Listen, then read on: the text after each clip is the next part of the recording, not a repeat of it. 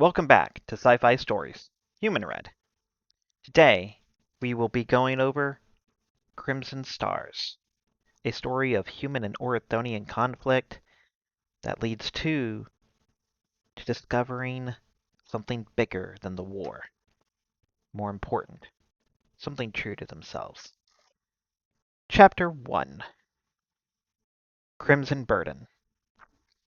The void was alive with fire.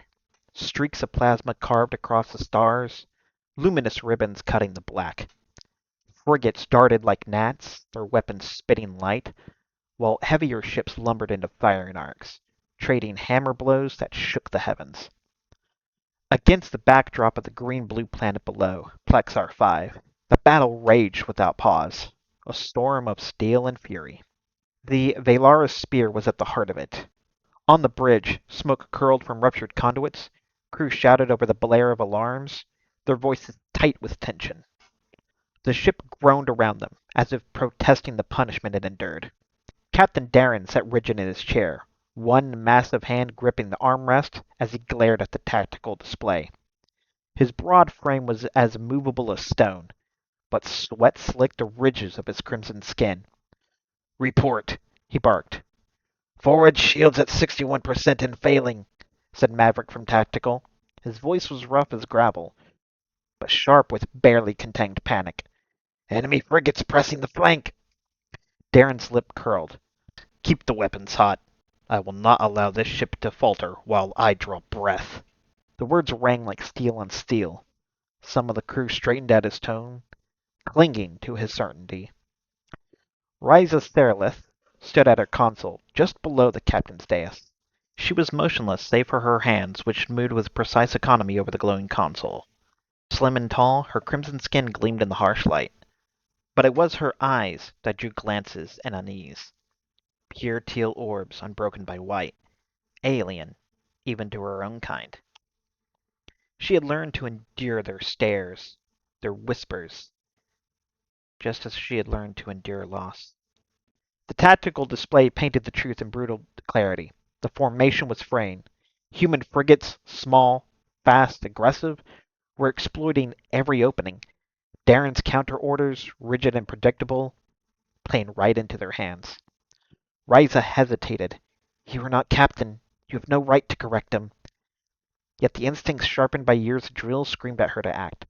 "Captain," she began carefully, "if we rotate the port flank 40 degrees, the forward shields—" "Silence, Lieutenant!" Darren's voice cracked like a whip. His eyes, dark and burning, fixed on her with irritation. "Attend to your post, and do not presume to lecture me." She bowed her head, heat rising in her chest. Discipline clamped her mouth shut. The deck lurched violently as torpedoes slammed home. Consoles burst, showering sparks. Crew were hurled to the floor, their cries lost under the howl of alarms. "Shields collapsing!" Maverick shouted. Another impact struck like a hammer blow. The command dais erupted in fire and shrapnel. Darren roared, then choked. His voice cut short as his body was torn from the chair. He hit the deck with a lifeless thud. Chest split open in a wash of crimson blood. Silence fell in that instant, the bridge frozen in shock. Rhiza stared at the body of her captain. Smoke curled upward, carrying the acrid stint of scorched flesh. For the first time since she'd boarded the spear, she saw hesitation, raw, paralyzing fear, etched into the faces of hardened Orithonian officers. Her own breath came fast, the weight of every law, every expectation pressed down on her shoulders. She was young, untested, and she was a woman in a navy that prized iron-muscled men as leaders. But no one else was moving. No one else was speaking. "Lieutenant Seralyth!" Maverick's voice cracked, his scarred face twisting with something like desperation.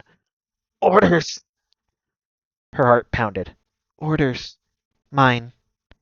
She straightened, voicing the tremor from her voice. "Lock down the starboard flank. Auxiliary reserves to forward shields. Weapons. Target the lead human frigate. Pattern Delta strike. Helm. Execute a 40-degree port roll. Now!" For a heartbeat, silence. Then hands flew across consoles. Helm's voice answered. "Executing." The spear groaned, rolling on its axis. Shields flared as they caught a fresh barrage head-on, dispersing the damage. Batteries fired in unison, lances of crimson energy piercing the void. The lead frigate shuddered, its hull venting flame, and exploded. A cheer went up from the weapons pit. Maverick turned slowly toward her, his eyes hard. "Orders carried, acting captain." The title struck her hard, like a blade.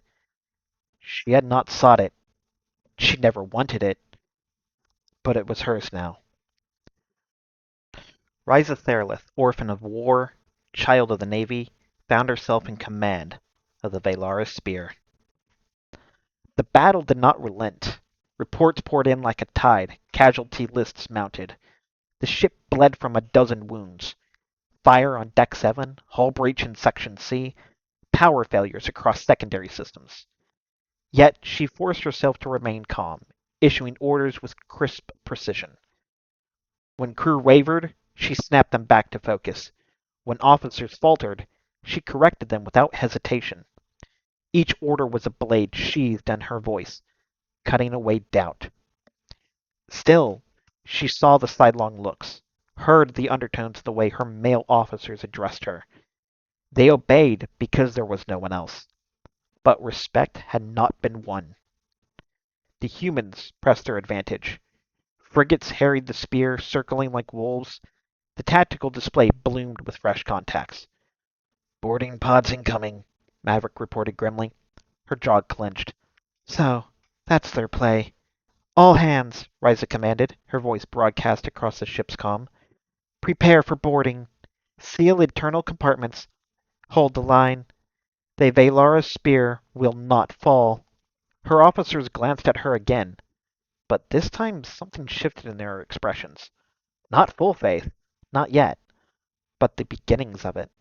Rhiza drew in a long breath, the copper tang of blood and smoke filling her lungs. Her teal eyes burned in the half-light. This was the burden she had not asked for. The burden she could not refuse. The burden of command. Chapter 2. The Soul of War. The boarding pod rattled like a tin can hurled through a storm. Inside the cramped steel coffin, a dozen soldiers sat strapped into harnesses, their faces lit by the pulsing red glow of emergency lights. The constant shriek of the retro burners vibrated through the hull, every shudder reminding Bradley Rioun how thin the metal skin was between him and the void. But he was calm. He always was. Somewhere back in training, a drill sergeant had given him his code name, Soul. It was meant as a joke, a jab at how he never cracked under pressure, never let the fire inside him show. But the name had stuck, carried into mission after mission, until it felt less like a tag and more like the truth. He was the calm soul in the storm. Around him, others weren't serene. "Gods, I hate pods," muttered Garrick, the broad-shouldered breacher beside him. He tugged at the straps, jaw tight. "Better than sitting in the open, waiting to be slagged by a capital ship cannon," answered Rioun, his voice steady, his pale face unreadable. The men chuckled, even Garrick cracked a grin. The sergeant across from him, Jax, leaned forward. "Listen up. We hit the deck in 60. Orithonians aren't just going to roll over. They'll fight to the last. Watch your corners. Cover your squad. Don't get sloppy." "Sloppy gets you dead," the squad echoed in unison, a mantra ingrained into muscle and mind. Bradley rolled his shoulders, feeling the smooth, lean muscle shift under his armor. At 5'4", he was smaller than most, but it never hindered him. If anything, it made him harder to hit, quicker to move, sharper where brute force failed. His green eyes glinted faintly in the red light, focused and unwavering. The pod jolted, throwing them forward in their restraints. Metal screamed as the pod hit atmosphere, shaking violently. The air grew hot, filters whining to keep up. Bradley breathed evenly. His thoughts drifted not to fear, but to memory. His father's voice telling him stories of old wars, his mother's quiet strength, the way she had looked at him when he first donned a uniform. He remembered promises made to the dead and living alike, that he would fight, and he would survive. For them. For humanity. The impact nearly broke his teeth. The pod slammed into the Orithonian cruiser's hull, magnetic clamps locking on with a thunderous groan. The red lights flashed faster, alarms shrieking as the drill began to cut. Sparks showered the chamber as the hull was breached. "Showtime!" Jack barked. Harnesses released with a snap. Weapons slid free from racks. Bradley checked his pulse rifle, feeling the smooth weight of the sidearm at his thigh and the knife at his chest plate. He always carried that knife. Steel was honest in a way plasma wasn't. The door blew inward with a roar of pressure equalization, and the void-born corridor of the Valara's spear lay before them. Dark, smoke-hazed, lit by the pulsing crimson of emergency strips. The squad surged forward like wolves. The corridors of the Orithonian ship were brutalist, functional, all sharp lines and cold steel. But Bradley barely registered the architecture. His eyes tracked shadows, corners, vents, his mind a razor's edge. The first Orithonian appeared from a side passage. Tall, crimson-skinned, rifle raised. Bradley squeezed the trigger twice. Plasma bolts punched into the alien's chest, sending him sprawling. "Clear left." The squad pushed forward in a disciplined formation. Garrick breached doors with charges, others sweeping in, weapons barking. Resistance was fierce. Orithonians were not cowards. They fought with snarls and shouts, blades flashing when plasma rifles overheated. Bradley cut one down with a shot to the head, then another with his knife when the soldier charged too close. Blood hissed on the floor, dark and smoking. But the Orithonians kept coming. Jack shouted orders, voice hoarse over the chaos. "Push! Push! We take the command deck or we die in these halls." The squad pressed deeper. Every corridor was a tomb in the making, littered with bodies, human and alien alike. The stench of ozone and burning flesh clung to the recycled air.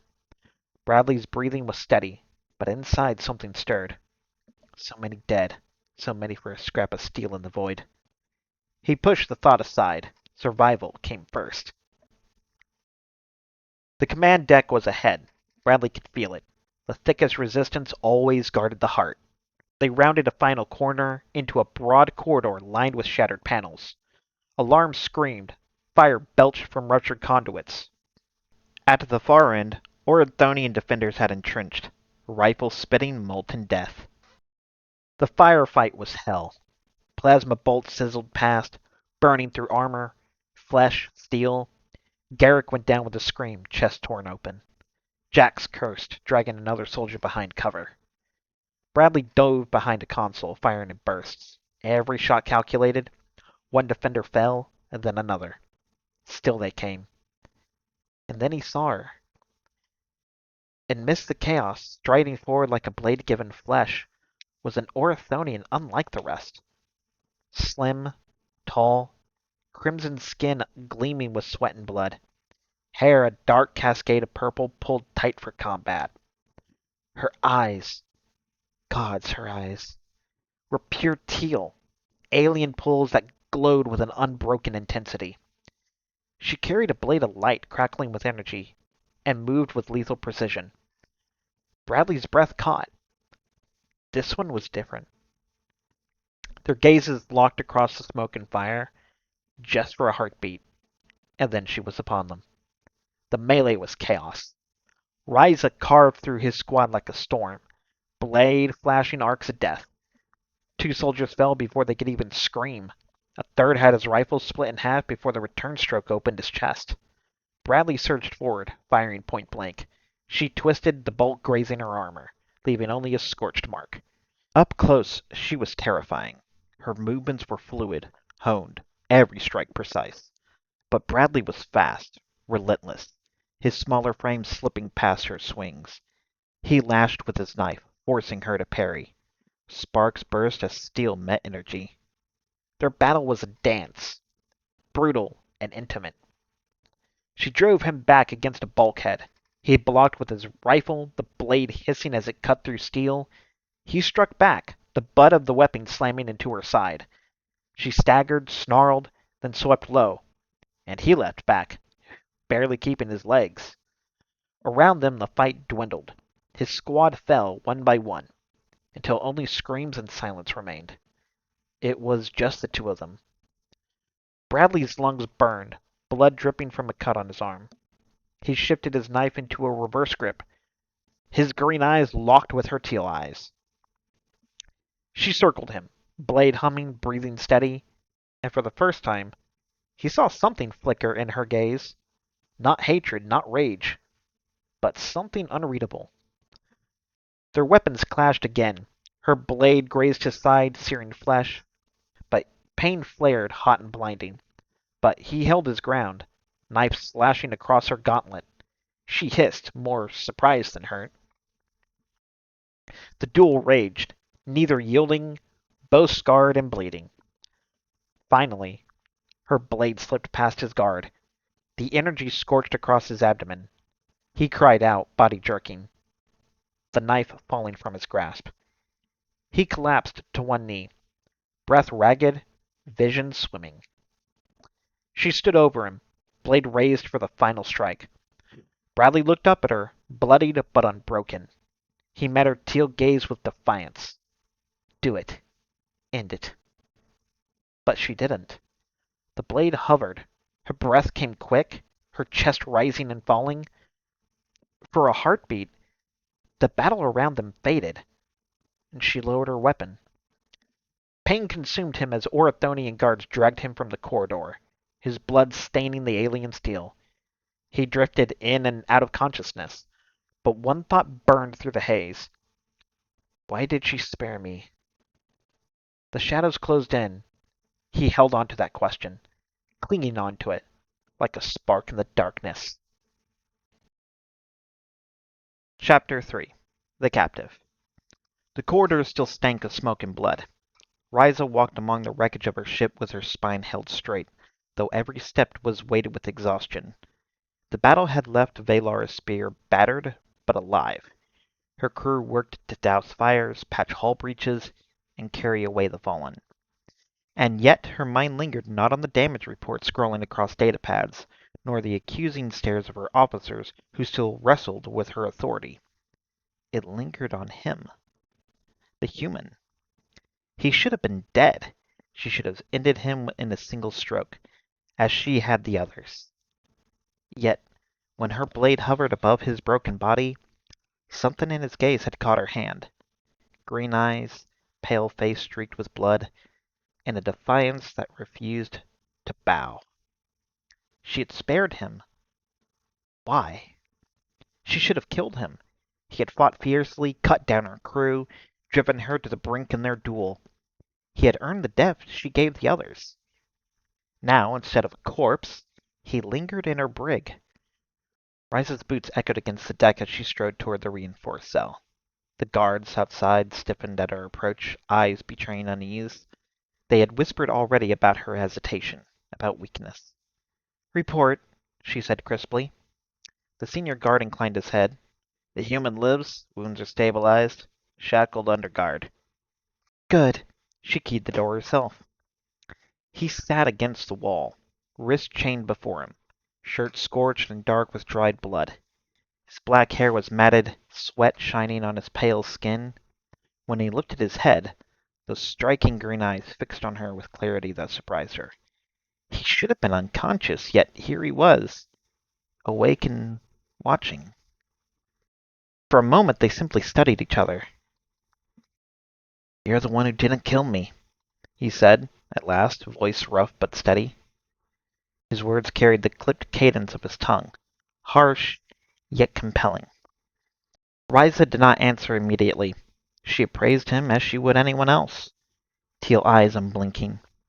"Name." He exhaled, a small laugh escaping his cracked lips. "Soul." Her brow furrowed. "A code." "It's the only one you get," he replied. Rhiza studied him, pacing slowly around the cell. Even in chains, he did not shrink. His posture was taut with pain, but he carried it as though pain was an old companion. His defiance was not bluster, it was bone deep.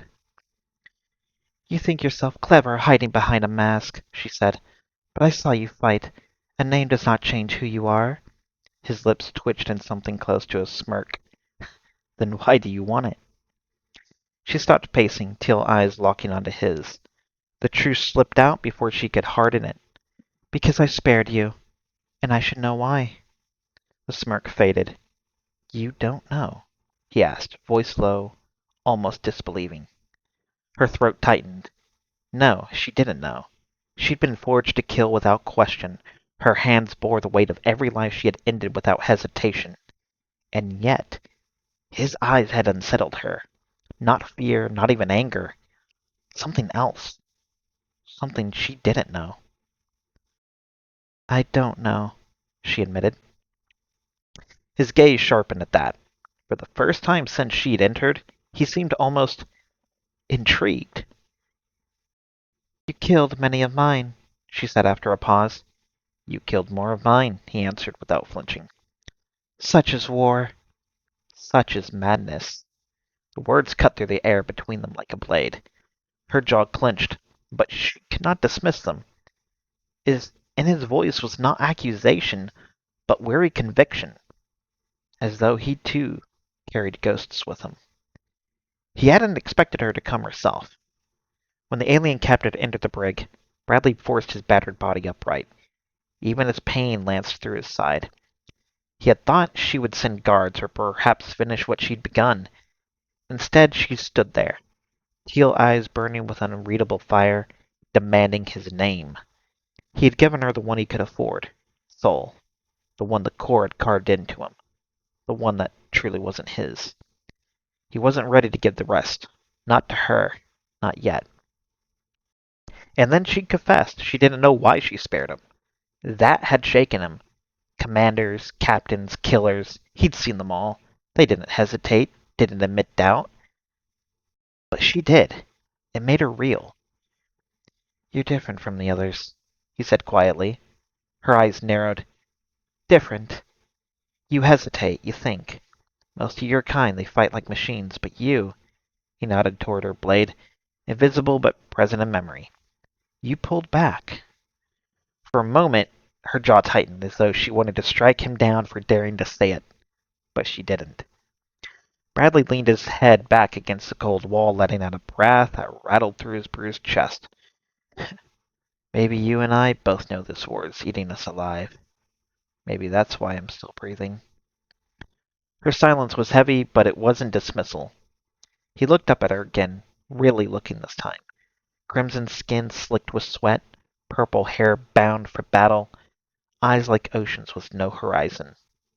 She was terrifying, yes, but also alive in a way that struck him deeply. You don't belong in their rigid world, he said softly. You don't wear it right. But something flickered in her gaze. Something she quickly masked. But Bradley saw it, the same way he'd seen it in the fight.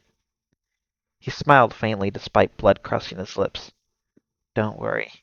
Keep your secrets. I'll keep mine. Her eyes narrowed again, but she did not press him further.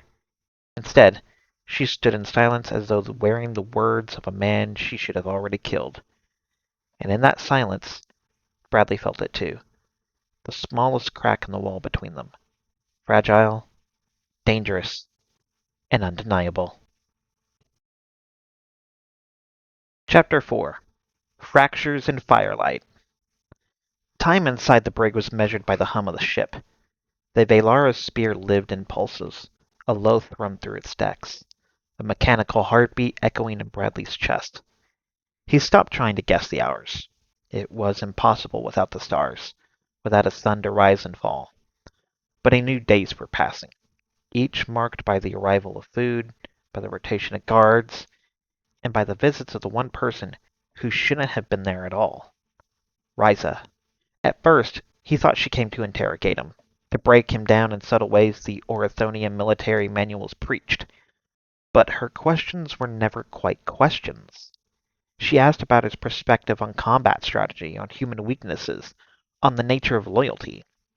Sometimes she just stood in silence, watching him with those endless teal eyes, as though trying to decipher her own hesitation.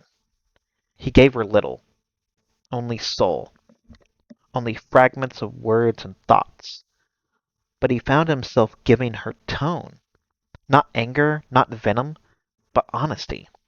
Raw and stripped bare, even when the words were few. Today she lingered longer than usual. Her armor was stripped down to a lighter uniform, her purple hair damped from exhaustion. She'd come from the training deck, he guessed, or maybe drills.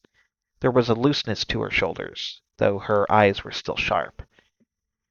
"You fight differently from what I was taught of humans," she said at last. Bradley raised an eyebrow. "Differently?" "You're smaller than most, leaner, but you strike without hesitation. You adapt quickly." He let out a faint laugh, dry against his cracked lips. "You make it sound like a compliment." Her expression didn't shift, but there was a glimmer in her gaze. Perhaps it was. The silence that followed wasn't heavy. It was fragile, like a wire strung too tight. Bradley leaned back against the wall, studying her. He had been trained to see weakness, to exploit it. But what he saw here wasn't weakness. It was conflict. "You're not like the rest of them either," he said. She stiffened at that. "Explain." "You ask questions no captain in your navy would bother with. You hesitate. You admit doubt. You talk to a prisoner like he's more than a threat. That's not their way. That's yours." Her jaw clenched.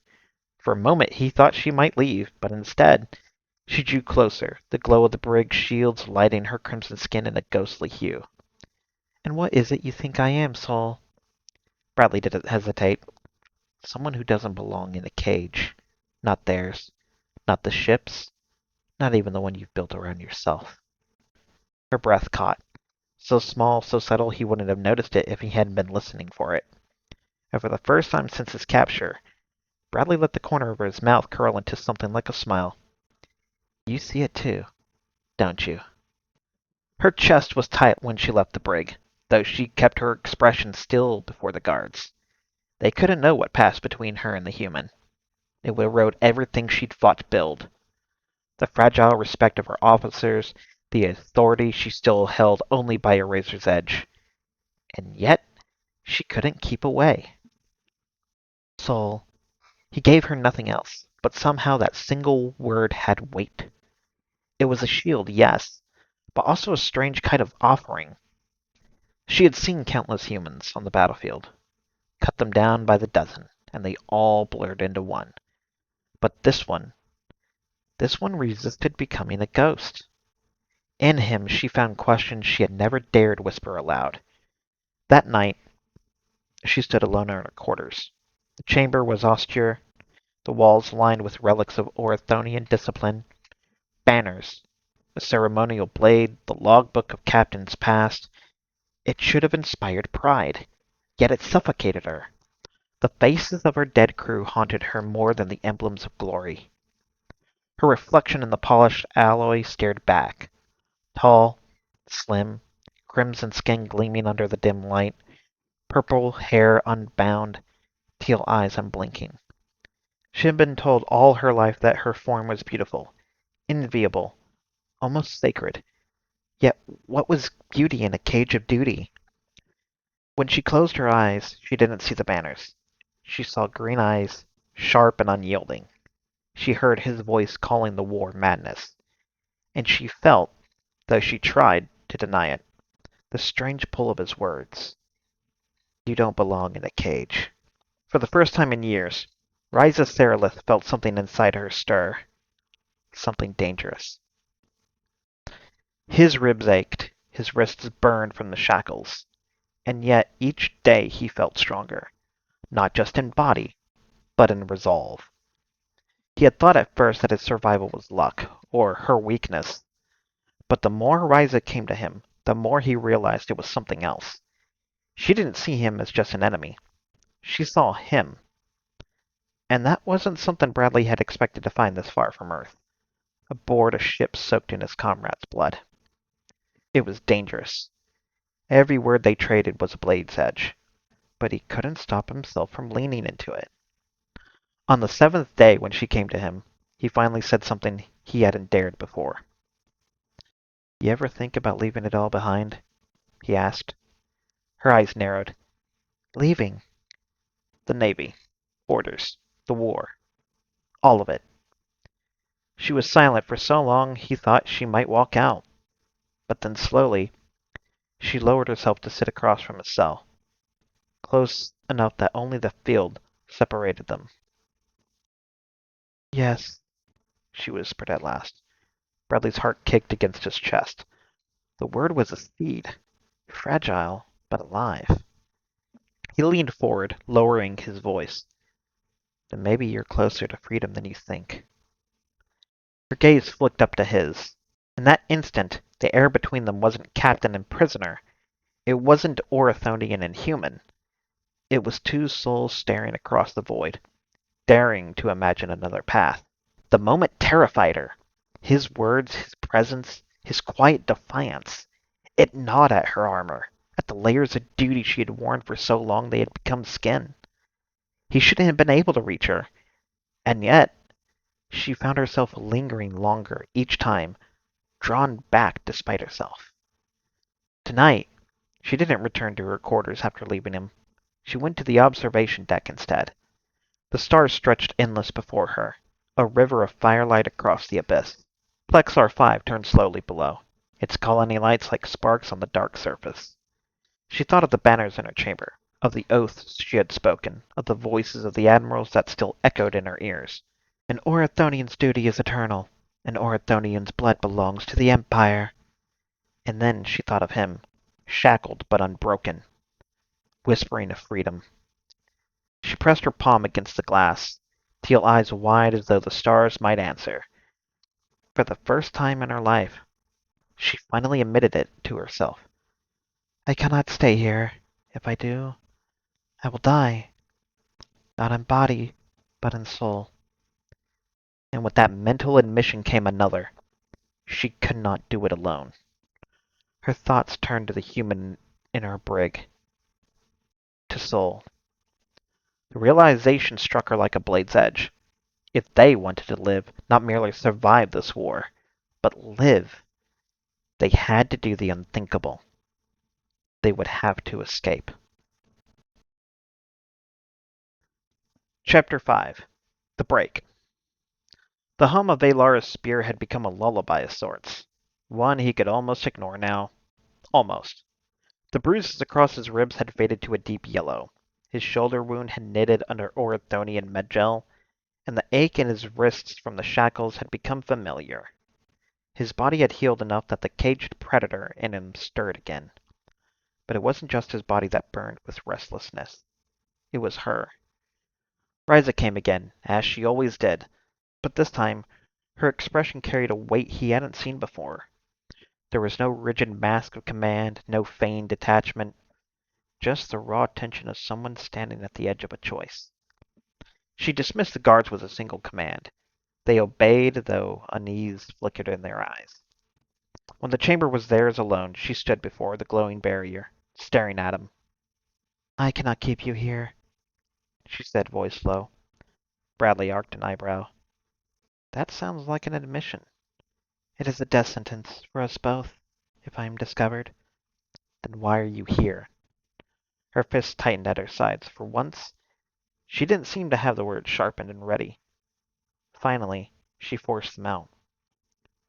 Because when I leave this cell, I cannot stop thinking of you. Bradley's chest tightened at that, though he forced a grin. Careful, Captain. That almost sounds like treason. Her eyes snapped to his, teal fire cutting through the dim brig light. It is. And just like that, he knew. The fragile threads that had woven weren't threads anymore. They were chains, binding them both, pulling them toward the same impossible truth.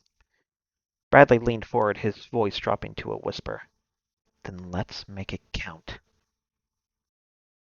The decision burned in her veins, hotter than plasma. She lived her entire life bound by law, oath, and rigid discipline. To defy the Orithonian navy was unthinkable, but to remain bound by it, to suffocate within the cage until her fire sputtered out, was worse. And now with him, with Soul, she could see a way out. It had taken every shred of her authority to dismiss the guards for even a moment, but that moment had been long enough. His words echoed in her mind long after she left the brig. Let's make it count. The chance came sooner than she expected. 3 nights later, alarms howled across the Valara's sphere. A human raiding party had struck another colony transport nearby, and the fleet was shifting to intercept. Most of the ship's crews were drawn to their stations, stretched thin across battle readiness. It was chaos. Dangerous, deadly chaos. And chaos was opportunity. Rhiza moved through the corridors with purpose, her crimson skin painted red by the pulsing alert lights. She had trained herself for decades to hide doubt, to mask hesitation, but tonight she moved like a woman possessed. Each step was toward betrayal, toward freedom, toward him. When she reached the brig, she found the guards already distracted by the confusion of the fleet orders streaming across their comms. A single sharp command was enough to scatter them. She keyed the cell door open herself. Bradley was on his feet before the field fully lowered. His lean frame was tense, green eyes gleaming in the dim light. Took you long enough, he muttered. Be silent, she hissed, though her lips threatened a smile. There is no time. She tossed him a sidearm scavenged from the armory. He caught it smoothly, his movements efficient despite weeks and chains. The sight of him armed again sent a ripple of something dangerous through her. Stay close, she said. We only have one path. The corridors of the Valara's spear erupted in fire and fury as soon as they stepped into them. The ship was alive with alarms. Officers rushing to their stations, the distant thunder of weapons fire vibrating through the deck. They moved like shadows, Rhiza at the lead, her blade humming with lethal energy, with Bradley at her side with an alien pistol firm in his grip. For every crewman had turned a corner, there was no time for mercy. The first officer fell with a clean slash of Rhiza's blade, his body crumpling to the deck with a hiss that cauterized flesh. Bradley shot the next square in the chest, the recoil sharp but manageable. Each death should have weighed on him, but the only weight he carried now was survival. Escape. Her. They cut a bloody path toward the hangar. Bradley couldn't help but notice the way she fought. Efficient, brutal, but not cold. Her movements were fire. Living. Burning. Nothing like the rigid drills of her kind. He found himself grinning through the haze of blood and smoke. Not bad, Captain, he said as they pressed into another corridor. Her glance at him was sharp. Dangerous but alive. Keep moving, Saul. She didn't look back. If she did, she might falter. Every step deeper into the ship was another knife in her oath. Another wound to the identity she had worn for so long. But with every strike of her blade, every flash of his pistol, she felt lighter. For the first time, she wasn't fighting for admirals or banners. She was fighting for herself. For them. When they burst into the hangar, her heart clenched. Sleek rows of fighters gleamed on the emergency lighting, most crew scrambling to launch interceptors into the void. She led him past the main wings, deeper into the restricted bays. Only captains and long-range operatives had clearance here. But she knew the codes. And the system still recognized her. The door groaned open, revealing what she had hoped would still be there. A sleek, black-bodied craft longer than the interceptors, its hull etched with the Orithonian runes. It was a Tarian-class Phantom, a ship built for scouting across the void, outfitted with stealth systems, and most importantly, independent FTL drive. Bradley let out a low whistle. Now that's a ride. It will do, she said, though pride tugged faintly at her lips. The klaxons wailed louder as crew in the hangar noticed their intent. Shouts rose, weapons lifted. Go! She commanded. Together they sprinted for the Phantom. Plasma fire scorched the deck around them. Bradley covered her flank, firing precise bursts that dropped Orithonian Marines one by one. Rhiza cut down those who drew too near, her blade a storm of violet light. Blood pooled on the hangar floor, smoke curling through the air. They reached the ramp and she shoved him aboard first. Get the systems live, she shouted, cutting down another Marine with a spinning strike. Bradley didn't hesitate. His fingers flew across alien controls with a quickness born of desperation and instinct. The Phantom roared awake, engines growling with hungry power. Rhiza leapt aboard, slamming the hull shut behind her as a volley of plasma fire scorched the hull. She dropped into the co-pilot's seat, her chest heaving. "Strap in," Bradley muttered, his green eyes flashing as his hands wrapped around the controls. The Phantom lifted from the deck with a scream of engines. Alarms blared, sirens wailed, weapons locked. "Hold on," he growled. The Phantom shot from the hangar like a spear cast into the abyss. The stars erupted before them as the Velara's spear shrank behind, its vast silhouette bristling with weapons fire. Interceptors spilled from the hangars like hornets, arcing to cut them off. Bradley gritted his teeth. The Phantom's controls were alien, but its soul was familiar.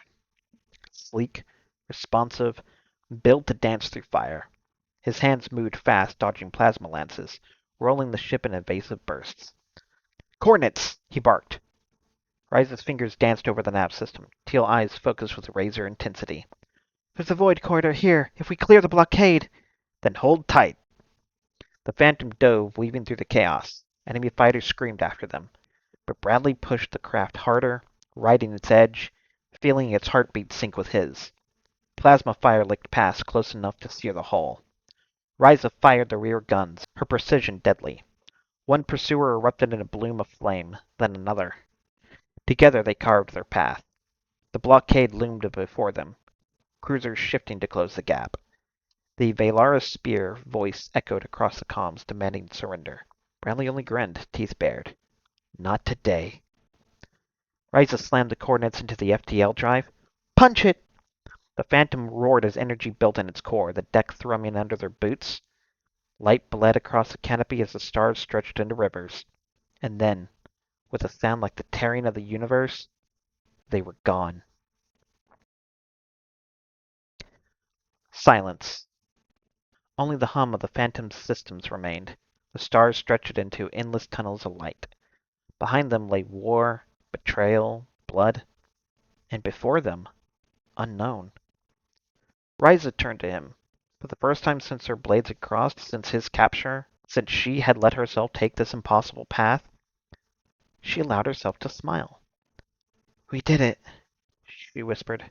Bradley looked back, sweat streaking his pale face, green eyes alight with something fierce. "Yeah," he said softly. "We did." For a long moment they just stared at each other, the weight of what had been done pressing in. They were fugitives now, both of them. The Orithonian Navy would hunt her to the ends of the galaxy. Humanity would brand him a traitor. There was no going back. And yet, as her hand brushed the controls, as his gaze lingered on hers, Rhiza felt it in her core. They weren't running from something anymore. They were running towards something. Chapter 6. Horizons. The Phantom slipped through the void like a ghost, its dark hull absorbing starlight as it glided between sectors. The hum of its FTL drives had faded to the quieter song of sublight travel, the engines purring steadily under Bradley's touch. Inside the cockpit, the stars stretched infinite, endless rivers of fire. Neither Orithonian banners nor Terran codes marked them here. Out here, there was only silence, and the two fugitives had carved their way free of chains. Bradley leaned back in the pilot's chair, green eyes tracing the constellations beyond the canopy. His black hair hung in uneven strands, still grown wild since his capture. He had shaved with scavenged blades, patched his uniform into something passable, but he looked nothing like the soldier who had once boarded the Velara's spear. He looked freer, and Rhiza could see it. She sat beside him, crimson skin glowing faintly in the instrument light, purple hair unbound around her shoulders. For weeks they drifted like this, sometimes in silence, sometimes in murmured conversation that carried far more weight than orders or tactics. It wasn't silence born of distance. It was silence born of comfort. He glanced at her now, lips twitching faintly. "Still don't regret it?" Her teal eyes with no whites, only oceans of color, met his. "I regret many things," she said softly, and then more firmly. "But not this." The Phantom's sensors found it weeks later, a rim world listed in the old Orithonian charts, long abandoned by both factions. Atmosphere breathable, gravity tolerable, water plentiful, wild, untamed, dangerous, but habitable. Bradley guided the Phantom down through the thick atmosphere, its sleek frame trembling as it cut through turbulent clouds. When the storm broke, the sight stole their breath. Vast forests of violet-leafed trees, mountains jagged as blades, rivers glinting silver under twin suns. They sat down in a broad valley beside one of those rivers. The Phantom's hatch opened to a rush of air that smelled of rain and soil.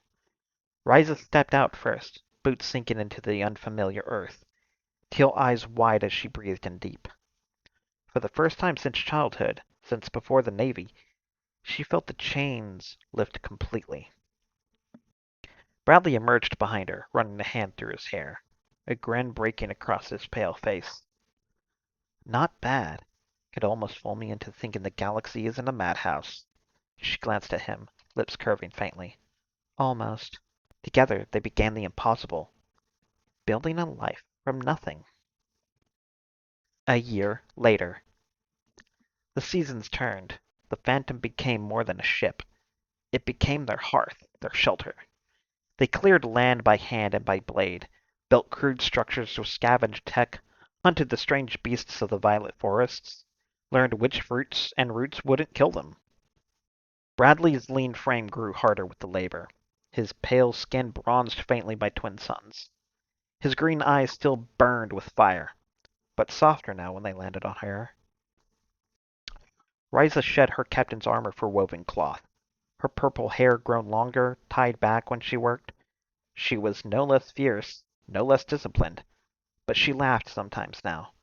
Real laughter, the sound startling both of them at first. They fought still, sometimes with words, sometimes with blades in practice, sometimes the environment, but it was never war. It was friction that sparked something else entirely. At night they sat by firelight, his hand brushing hers, her gaze lingering on his. They shared stories, his childhood on a Terran mining colony, her memories of Orithonian academies, both scarred by loss and forged in rigid molds they had finally broken free of. It was no paradise.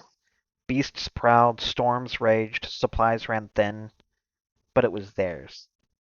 And for the first time of their lives, both dared to call something home. It was Rhiza who discovered it at first. Her body had always been a fortress of discipline, tempered by Navy diet, scheduled training, but in recent months, changes had come she could not ignore.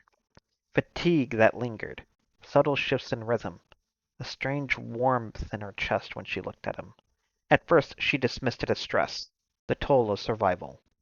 But the signs became undeniable, and the scans from the Phantom's medbay confirmed it. Compatible. Against all odds, against biology itself, human and Orithonian life had found common ground. When she told him, Bradley stared at her in stunned silence. His green eyes, usually quick to spark with humor or defiance, softened into something she had never seen before. Something that reached straight through the armor she had carried all her life. "You're sure?" he asked, voice low, almost reverent. She held his gaze unflinching. "I am. We are compatible. And I am with child." The words were heavy, dangerous, but they weren't chains. They were wings. Bradley exhaled a long, shaky laugh, running a hand over his face. "Guess the galaxy didn't plan on letting us fade quiet, huh?" Rhiza tilted her head, her purple hair falling across one shoulder. "No. Seems we were meant for something else." Something brighter. That night, as they sat outside beneath twin moons, Bradley took her hand in his. His fingers were rough from work, scarred from battle, but steady. "You know," he said, eyes fixed on the stars, "a year ago I was ready to die in a ship corridor.